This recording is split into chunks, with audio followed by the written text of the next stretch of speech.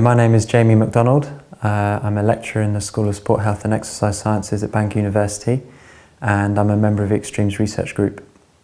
It was probably the fact that it's positioned between Snowdonia and the sea.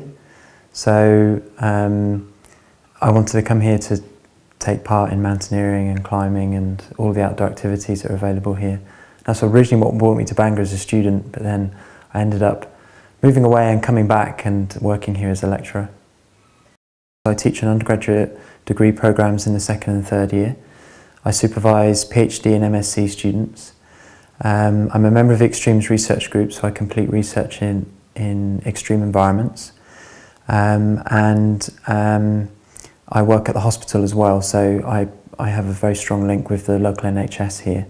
My administration responsibilities are looking after undergraduate degree programs, and especially looking at the outdoor activities programs that we have at Bangor University. I have two main areas of research. The first area of research is in patients who are in the NHS, particularly patients who have chronic kidney disease. And we use exercise and physiology techniques to try and improve their quality of life. The second area of research I have is completely different. It's related to my hobbies. And that's part of the Extremes Research Group, where I look at people's performance in outdoor activities. So trying to understand how to improve health and performance of people who are taking part in activities in extreme environments. So for example, when people go to high altitude. I'm very lucky that my research feeds into my teaching because I get to engage students actually in some of my research projects. So for example, I'll often run research projects where I have PhD students who will run a project and undergraduate students will take part in those actual projects, helping to collect the data. Then what I try and do is I try and disseminate the most up-to-date information from my research into my lectures. So for example, in my lectures in the expedition module, we'll actually use techniques that we've developed on some of our field-based research expeditions and actually get the students to try and implement some of those and understand what it's like to take research data in a field environment. Some of my clinical work impacts on my teaching because I get to show students what it's like to actually be a sports scientist working in an NHS environment.